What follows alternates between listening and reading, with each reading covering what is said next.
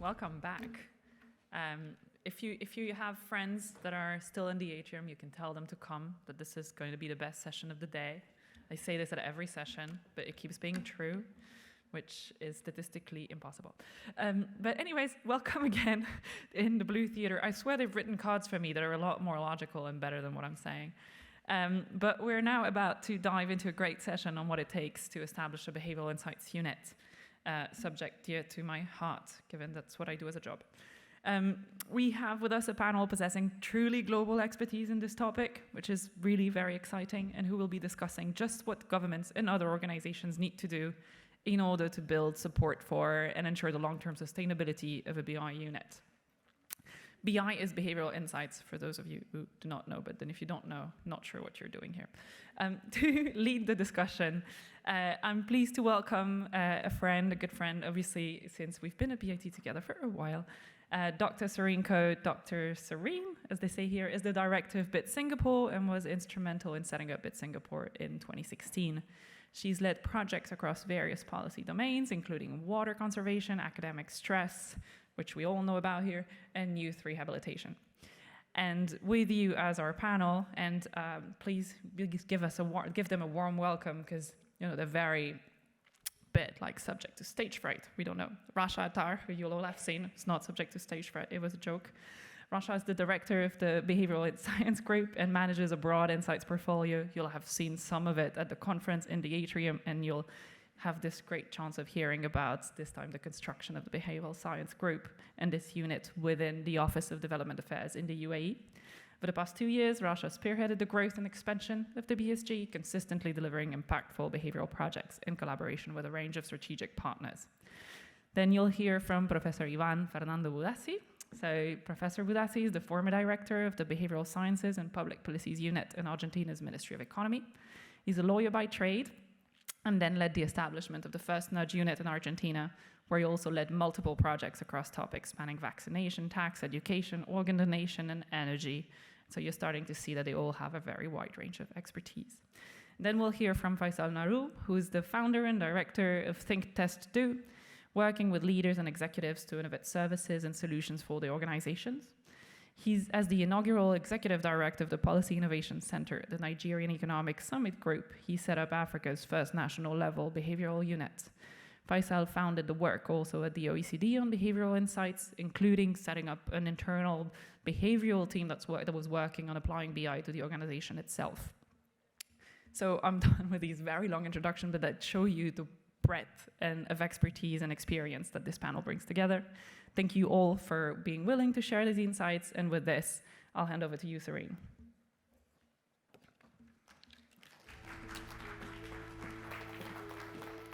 Thank you.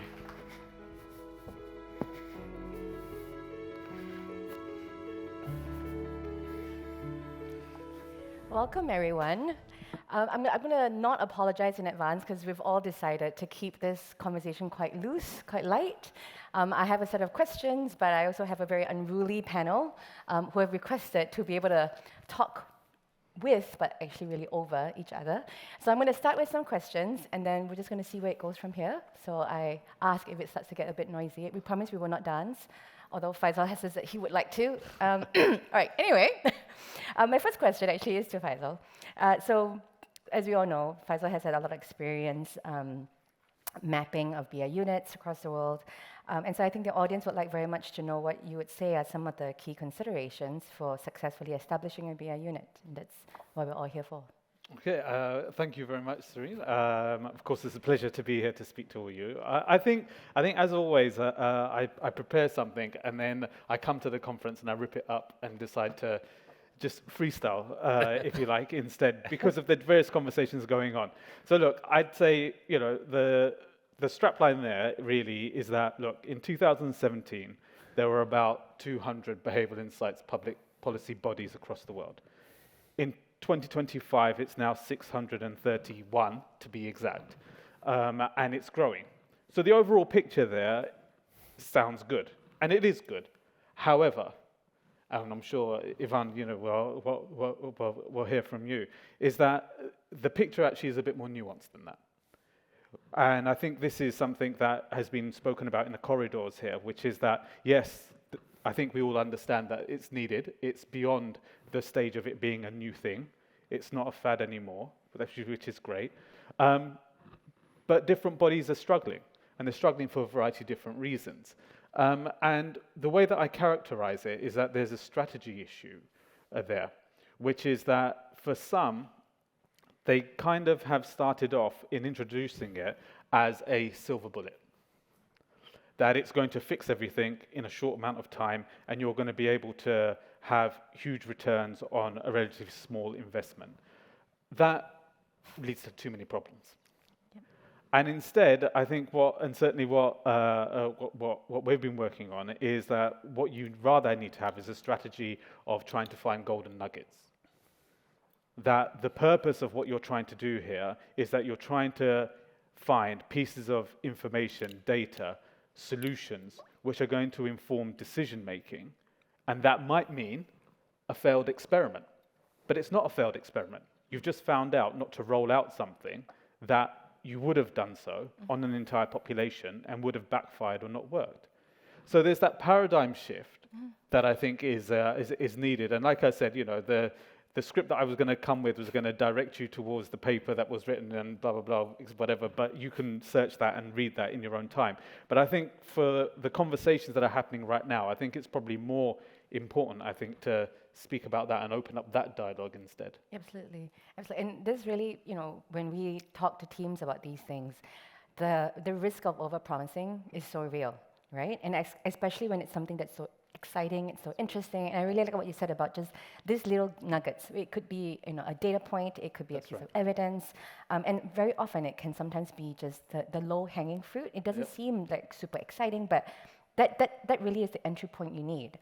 And so my next question is actually to Rasha, which is, what are these like low-hanging fruit, these early win projects that have given us that entry point that Faisal was talking about, and how has that been effective in building the capability? What is that seed that has worked for you?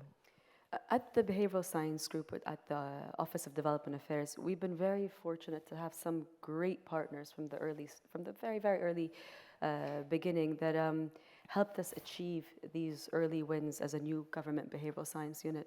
And one of these partners is NAMA, who we've partnered with for this conference, the National Food Loss and Waste Initiative, who've been mandated to decrease food waste by 50% by 2030.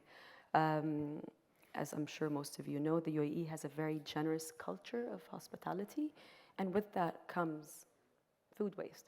And we believe that food waste is inherently a behavioral challenge. It's a sum of individual decisions that we make on a daily basis. And so together with NAMA, we said, let's scratch our heads and how can we put something forward that people can see? And what we ended up doing is we ran a series of nudges across 5 different hotels during the holy month of Ramadan. Usually when we fast, when we're breaking our fast, and we're starving, we tend to eat with our eyes. So we pile food on our plates, often knowing that we're not going to get through all this food.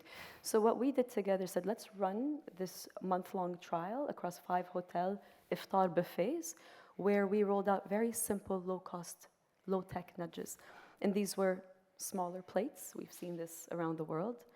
Messages, behaviorally informed messages, informing diners of food waste, and pledge cards to encourage diners to pledge that they will not waste food. And these nudges, the results were very promising. We were able to decrease plated food waste by up to 15%.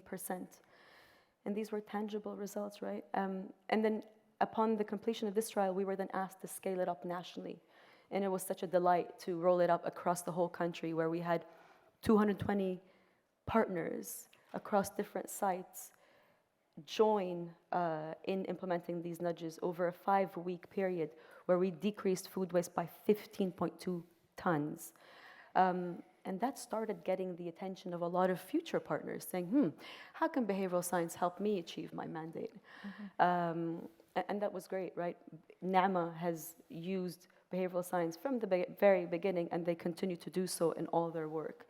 And so basically, to sum up, I think it's very important to identify policy areas that constitute low-hanging fruits for challenges that are inherently behavioral, but also identifying partners, good partners that see eye to eye, that believe in behavioral science and see how it can help achieve their targets and their mandate. Right.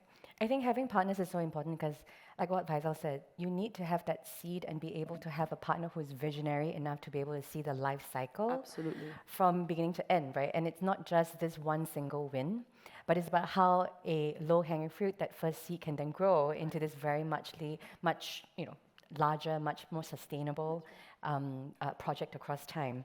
And having a partner really just leads us into this next consideration, which is where I'm going to pick Iván's brain, on organizational considerations when we're thinking about building BI units.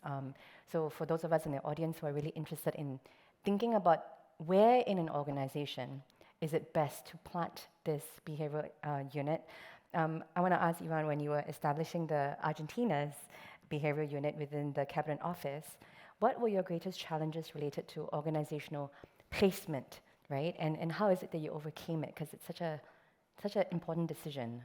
Well, first of all, let me apologize for my Tarzan-style English, because you and our hosts have such a good command of English, so I'm ashamed speaking in front of you, and especially with our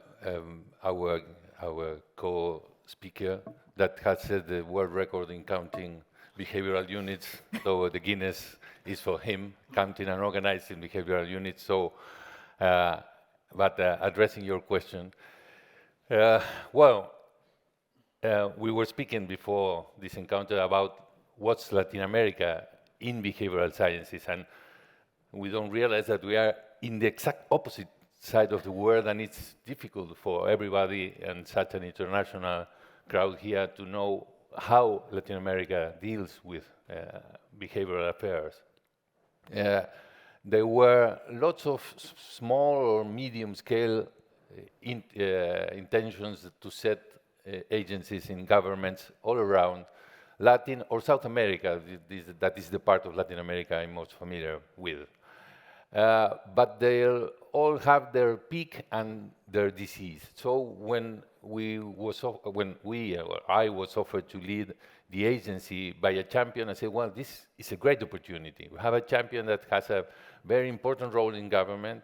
He has experience because he was a head of IBD, development affairs. He knows a lot about behavioral sciences. So we try to go by the book. And when we are speaking about the book, it's inside the NAT unit of Dr. Halpern. So we put all the boxes in place. We say, well, we have to commit the president. The president was a criminal law professor. So we search for our interesting tales about insights of behavioral experiments with criminal law. So he was on board in our first session when we inaugurate our unit.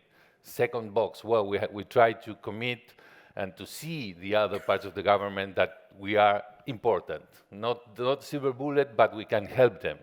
It's not that we are going to solve all problems, but we are another tool from regulation affairs within government. We have international support. Casanse, that was my mentor 20 years ago, came from the first stage of our organization. Dr. Halpern also helped us with the BAT. And perhaps with a very naive view, they say, well, we are going to change things, and we can see the survival of the unit in the future. We have very good partners. For example, in the health sector, they are used to RCTs and to test before working. Laura was here. We have another part of the government that were not so keen on working with us. The educational environment was not very welcoming of testing and then applying large-scale policies. But we thought that we have our unit in place.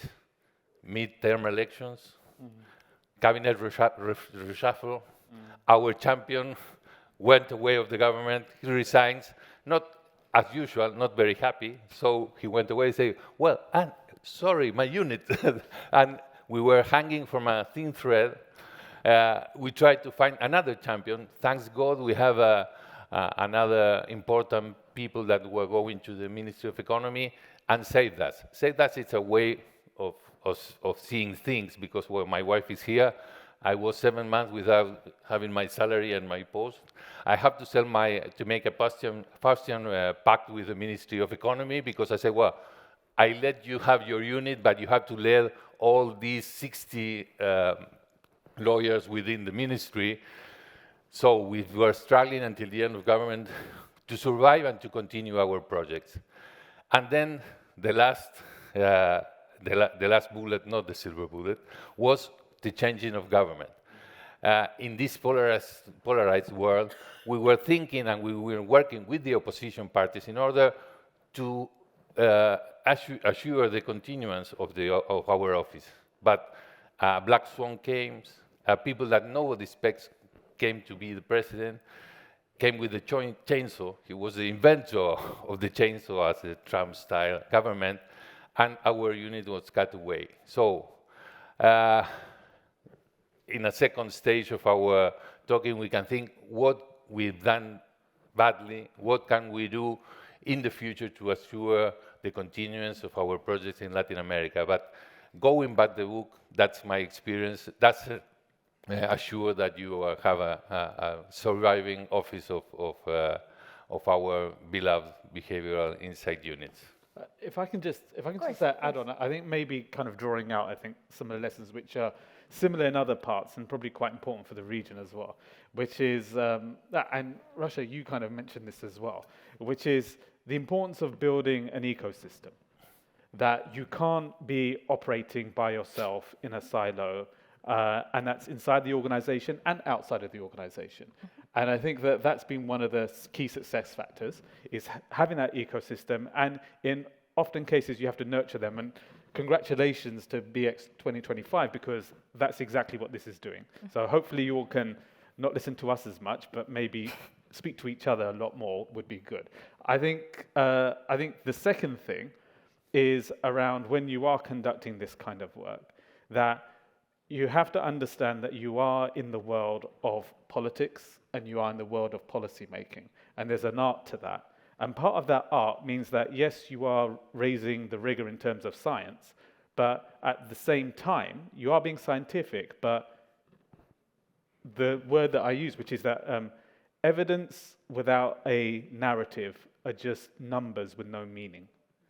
And so often, again, what units fall into the trap of is they run an experiment. They say, this is the evidence. Dana, fantastic. And the leader turns around to them and goes, well, so what? Yep. What does this mean? What does this mean for policy? What does this mean for our organization? Absolutely. And so building the narrative is incredibly important. And the last point that I want to make, and this, particularly again goes back to Iván's experience and some of the points, which is that culture is king. And you really have to understand the local cultural context and have it locally driven. So for instance, when I was doing the work, and I hope my Nigerian brother and sister are in the audience here, but part of the story of having the Policy Innovation Center in Nigeria was that from the start, I had to step away and it had to be Nigerian-led. And in a similar way in the region, I would say that when you are doing these kind of things, you have to build in from the start that local transfer of knowledge, expertise, and ultimately leadership, because, and I'm doing work in other places around like Singapore, Malaysia, etc., it has to be Malaysian, it has to be Singaporean, it has to be Emirati, it has to be locally understood so that you can get it into the system. And I think that's kind of some of the very interesting, parts of this as well. Rasha? If I may add, I think you hit the nail on the head with the phrase building an ecosystem. And I think that's implicitly one of the core pillars of our mandate, is to not only provide advisory or capability building or running trials or thought leadership, but rather building an ecosystem. We want everyone around us in the government to speak the same language, to understand the benefits of this toolkit, to see with the behavioral lens. And I think over the past 2 years, we've seen such a great shift in people starting to really speak our language, right? They understand. They've seen, they've seen tangible impact. They've seen change, and it's just great that we have more people now not believing but actually implementing behavioral science, whether in the organization or across. Yeah. Yeah, I think that, we're using the metaphor of an ecosystem a lot, but I think it literally is one, right? And what do we think of when we think of an ecosystem? Is we think of, it's complex, right? It shifts all the time. The environment is not stable. You need to make sure that you have things which grow and thrive. And if you want an ecosystem to thrive, you can't be the only person who is in it. Right? You need the partners, and I think I really like what you said about making sure that it is the local and the context and the culture which takes center stage. Because if we truly want behavioral science as a field to grow, to have roots, and to be sustainable, you can't put yourself. You need to put the context at the center. And so many of the sessions that we've had so far have really been about how do we adapt the evidence to the context, be very sensitive to the context and the culture, in order for us that when we leave, it remains growing on its own. And I think that's really so important. And on that note, and I'm going to put Rasha on the spot again, for an ecosystem to thrive, we really need to, sorry to belabor the metaphor, but the people who are in this ecosystem, the people to help grow it, and we've talked about this a lot, Rasha and I are really good friends, which is how do we make sure that the people who we hire into the organizations, how do you balance sort of this specialized expertise in behavioral science with the importance of having people who understand government policy? So if we really wanted the policy domain, do we pick someone who is very aware of like employment or climate, or do you pick somebody who has like a behavioral science background? And how do you manage the tension, and how do you think about that from an organizational perspective? Absolutely. So let me take a step back. Behavioral science as a discipline, as a field, started in the English-speaking world. And as a consequence of that, much of the expertise is still and remains concentrated in those countries, whether the US, the UK, Australia. And UAE is very different on many levels to these countries. And so importing expertise or behavioral science expertise to just run interventions locally is very likely to not work. Context is key. And the model that we have adopted, I wouldn't say it's the perfect model or it's the winning model, but it's what has worked really well for us so far, is what I'd call a mixed staffing approach. And that's where we bring in international expertise in behavioral science and marry that with local understanding, local expertise in policy making, local understanding of cultural nuances, cultural sensitivities. How do policies work? How are policies created? And I think that marriage of international with local has been vital over the past 2 years. Now, is this the right model? Is this the model that we will continue to embody? Maybe not. And I think in the long run, and as we develop more homegrown capacity and local expertise in behavioral science, which is something we're working very closely with our partners, CBID, here at NYUAD, I think our reliance on international behavioral science expertise will become gradually less and less. Mm-hmm. And I wonder if either Faisal or Iván have anything to say in terms of staffing. Let me speak about the context that you say. Well, in Latin America, especially in South America, on the one hand, we have one thing that after the 80s, we have not more military coups, we have a very stable democracies. In all each country, few exceptions in the whole area. But on the other hand, the only stable things in our government is change. You change within governments, cabinet reshuffles, as I told you. We change governments, and we have these polarized attitudes that we never thought we were going to have in our mature democracies, and in Argentina, 40 years of stable democracy.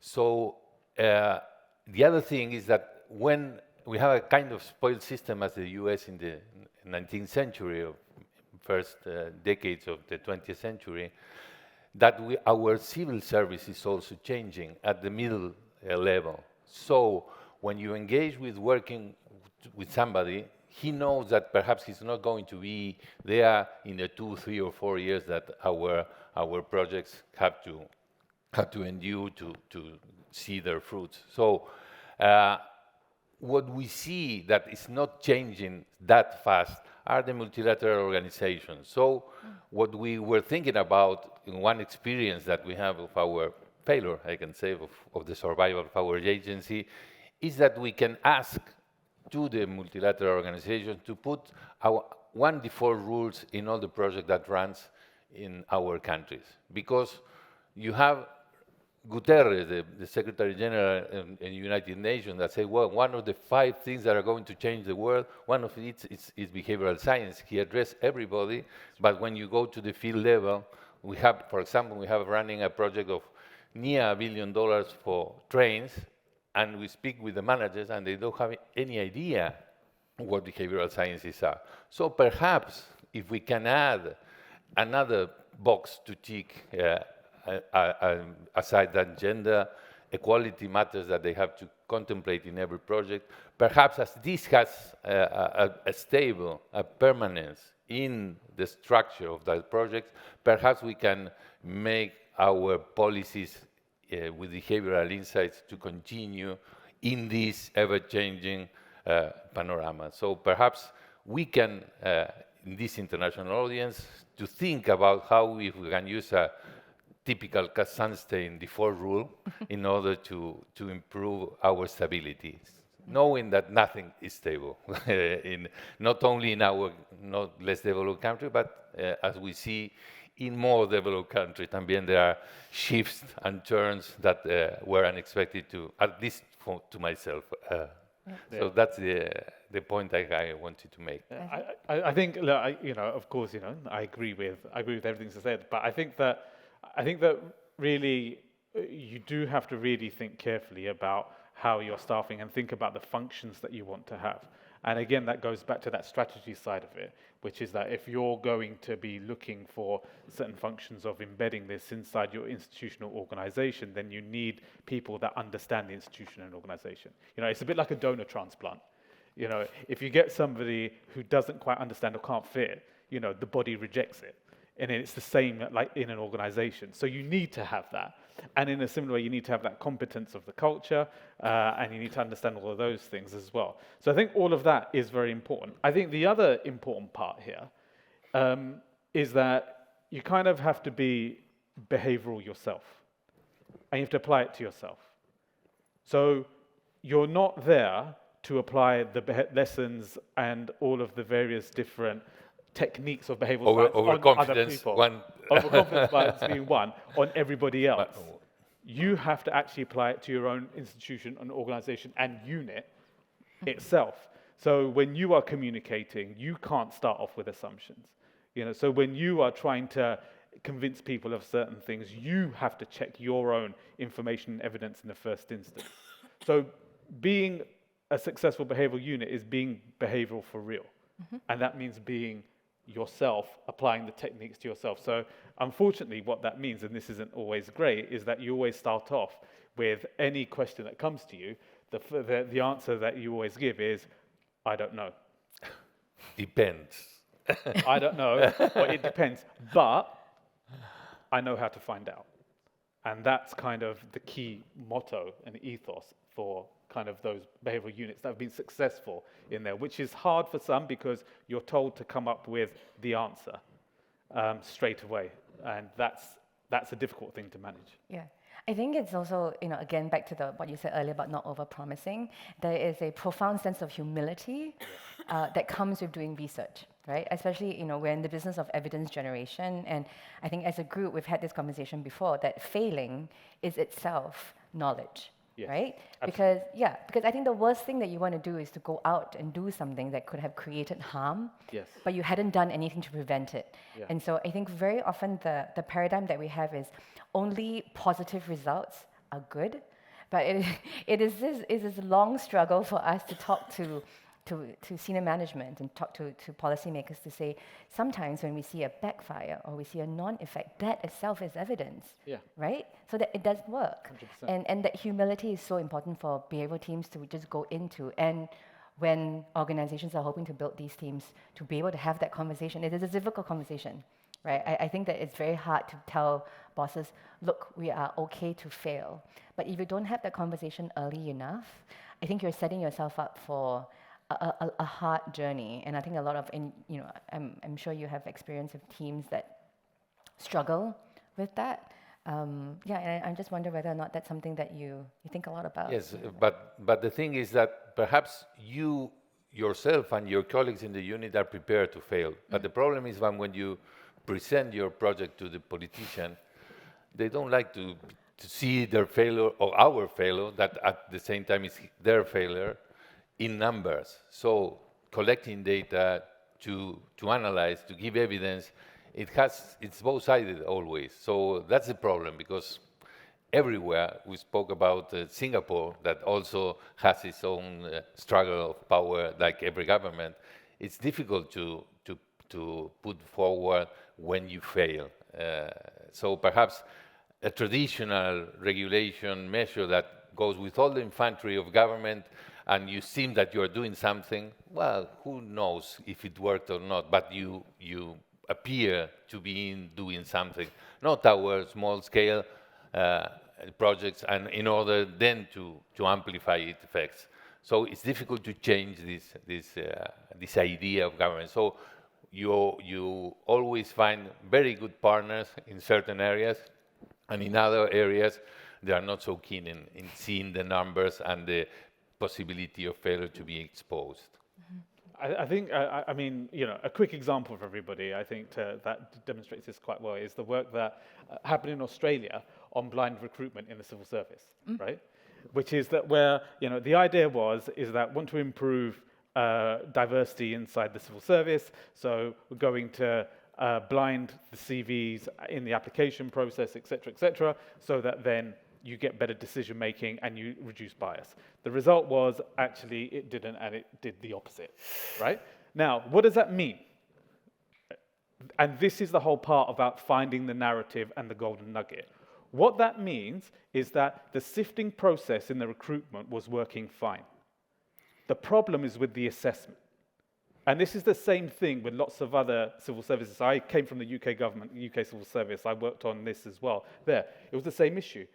The issue was that, particularly in the UK civil service back then, I'm quite old, was that ultimately you got a good selection of candidates coming forward, but there were 3 middle-aged white men, all from the same university, sitting behind a desk and then deciding on which one they're going to pick.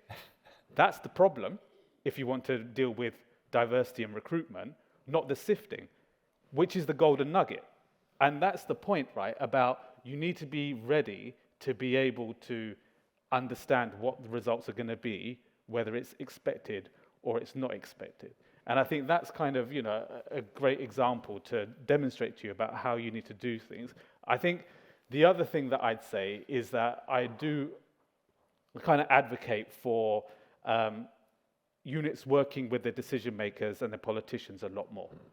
And I think preparing them a lot more for a lot of the work that's going to come about, because of what they might be expecting is a quick fix or to avoid the big problem.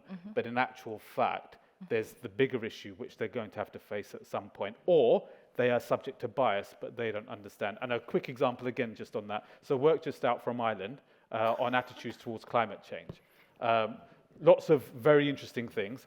Probably the most interesting thing from a political perspective is the fact that out of all of the people that they surveyed, only 10% of people, if you like, were climate deniers. Okay, only 10%, actually less than 10%. The issue, though, is that when politicians are making decisions, they have an assumption that it's 50-50. So they don't have the courage to go ahead and have climate policies, even though people are willing to take the climate policies. Sometimes people are willing to pay. So again, when Scotland was doing water prices, experiments showed that people are happy to pay one-off payment, a large payment, in order to fix the water system. Politicians are like, well, I can't do that. We'll do a drip price. A drip price means you never fix the problem. So there's all of this kind of work that needs to happen, that you're trying to de-bias decision-making ultimately. And how you do that using all of the golden nuggets that you're producing is one of the factors and considerations that you have to have. Yeah. I think the other thing that, which to your point, very often people think of behavioral insights teams as solution generators. But they think that it's that sexy sort of like intervention that you should promise. But I think they forget that it is also in the identification and diagnosis of a problem, which is really contributes to the solution. You cannot design a good solution if you don't understand the problem. And so much of what you've talked about, actually, these golden nuggets and these insights are really telling you where you have to fix a problem before you try to fix a problem. And so I think, again, in the setting up of a behavioral insights team, think about your function as being really quite holistic, right? It isn't just, I'm here, I'm going to swoop in, I'm going to like create this like shiny intervention for you. It really is actually to try to understand where is your problem in this entire journey, right? Are we even making the right assumptions about things? Are we identifying the right things? And so it is as much a diagnostic tool as it is a problem-solving tool. Or you may even say that it is in its diagnosis that it helps the problem-solving. You cannot sort of like divorce them as separate functions. I mean, I would argue that, in fact, it being used in the diagnosis is probably the most important part. And it might lead to a behavioral intervention, but it might not. And that's absolutely fine. But you're trying to find out why are people behaving the way that they're behaving and checking all of your assumptions about why that is. And so that diagnosis part is like, gold.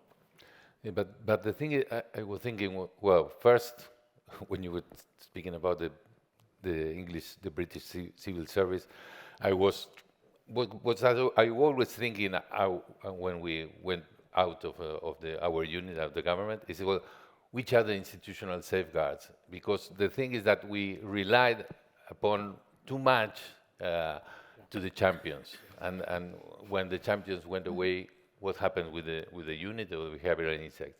So I've been reading a lot about the British civil service, and it says in the 19th century, even for clerkship works, they asked for Greek and Latin abilities, so it might be a bit elitist, the selection processes. So how can we think in processes to change this environment in our countries?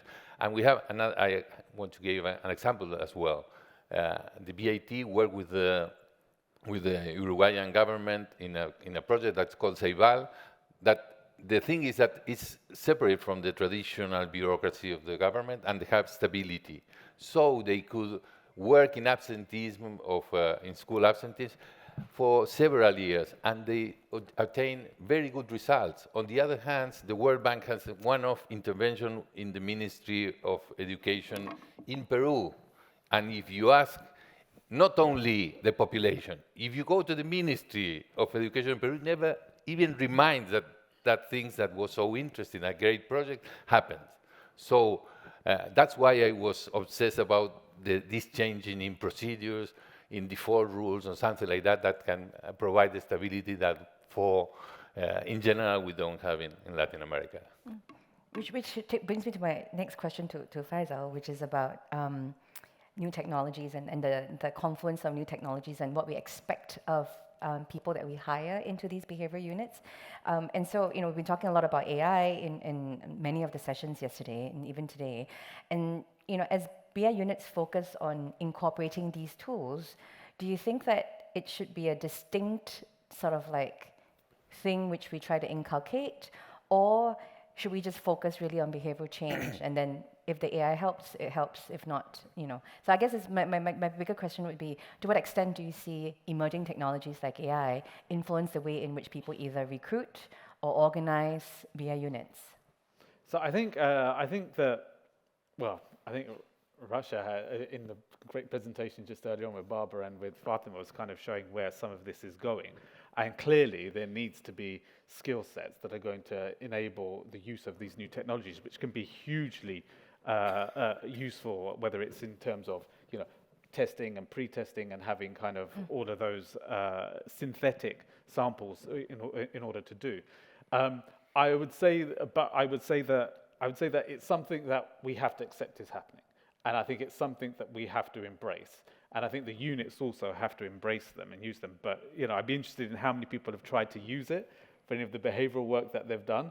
I must admit, I tested it, and at the moment, I couldn't find as much use of it as say, for instance, you might want. But I would say that if it's there as a research assistant for you, if it's there in terms of the complex like modeling stuff that you're doing, Rasha, you know, that is 100% going to be there. So I think we have to embrace these new technologies, and we have to recruit people that understand them and can start to use them, because they're only going to accelerate the way that we work. Because like you said in the last session, Rasha, you know, you can't wait to have all of these sample sizes, recruitment of samples, and then do all the testing, et cetera, all the time. And not for every single policy. So we do have to use these, but we just have to have the right guardrails and kind of understand the caveats about the fact that where there are the limitations of them, and where then we can then take that towards a field trial when it's necessary, but not always. Rasha? I just wanted to build on your point on using AI for rapid research, but also to touch back on your previous point about diagnostics and how themselves the learnings are in fact useful, or insights in better understanding what your challenge is. So at the behavioral science group, we use a tests framework, and we try to we do it very collaboratively with our partners, and we do it hand in hand, so that we're building capacity while we're working on the project.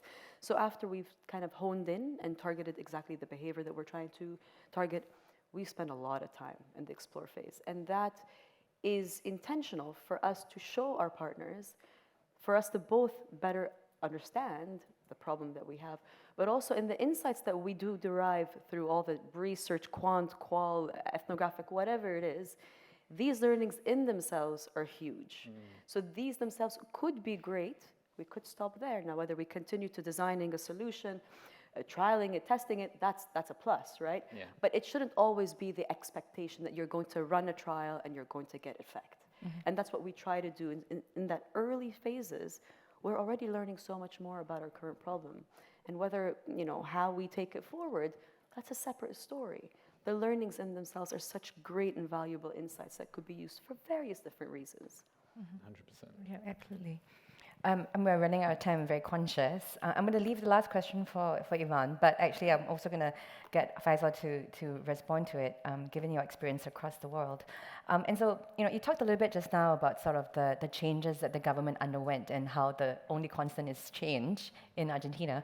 And so how can behavioral science units build legitimacy and institutional resilience to make sure that it survives these political transitions, particularly in a very polarized and unstable context? I mean, it could be political, but I think it could also be governmental. It could be organizational. I mean, not everybody here works specifically in government, but organizations go through upheavals all the time. And so, how do you build legitimacy, credibility, and resilience in the face of such rapid change? Yeah, that's a great question, because Faisal was telling that the problem that sometimes we turn too academic, because we have always one foot in the academia and the other in the field. So in the whole context of these conferences that we were attending, I think below the surface is a quite intellectual debate about boosts, nudges, and these niceties or German precision about definitions. I think in our context, not only in Argentina, but in Latin America, nudges are alive and kicking, and very useful to demonstrate how useful we can be. Being humble, as always said, that we have not the silver bullet, we are a kind of complementation of the traditional regulation tools. But the legitimacy can be achieved with the quick fix that we can make, the low-hanging fruits, and all our traditional initial tools, well established by, now it seems to be the prehistory of behavioral sciences by Halpern or Sandstein or Thaler, but they are still useful for our work, and when you try to convince bureaucracy and politicians that the usefulness of our tools. And on the other hand, we try to be imaginative in order to survive to these strong tides. But the thing is, perhaps it's a way to comfort oneself that when you see what happened in the US with the USAID agency and all the things that you say that, well, it will stay forever in government and there are not anymore, perhaps they can return. So in this, as you said, polarized environments, we have to be imaginative in order to achieve legitimacy through quick wins on the one hand, and on the other hand, to provide and to search stability when our institutions cannot achieve in a short term. We cannot ask for our civil service to know Latin and Greek in the short term. So we have to be imaginative on that and to ask the help of a multilateral organization that we rely upon many of our projects to instill behavioral science in every of them and in every work they do in our countries. It can be very useful. Faisal, last words? So I think, I mean, one of the things I already said, which is about the making it legitimate and localization. For instance, the fact that Rasha understands here is no surprise that therefore BSG has been a success, right? So that's important. But look, I would say one sensible thing and one maybe provocative thing. Okay, so the sensible thing is remember that often for your leaders and for other people in the organization, they don't really care whether you're doing behavioral science or not. They care whether or not what you're doing is relevant and makes an impact. And you doing behavioral science for the sake of behavioral science is never going to be legitimate and it's never going to be accepted.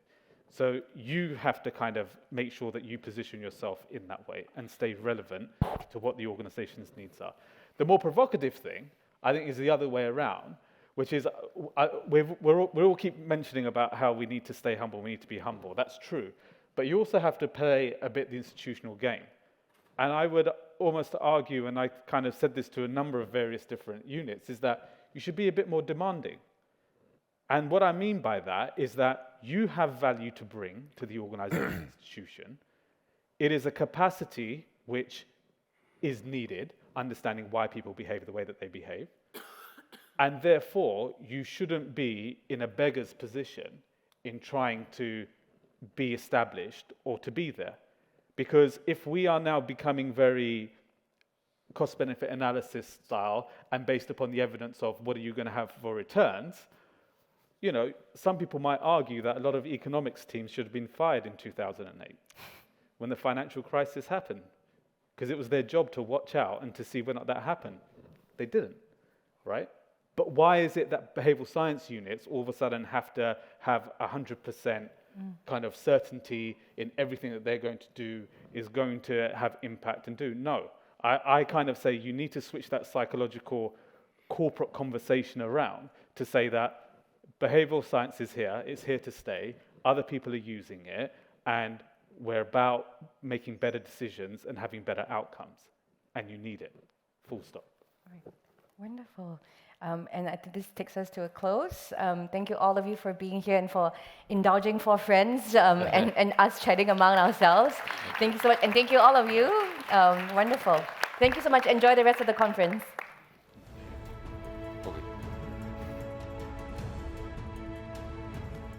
Thank you so much. And I think you can now enjoy some well-deserved lunch outside. And thank you for having been in the Blue Room. This is the end of the Blue Room for today. Enjoy the rest of the conference.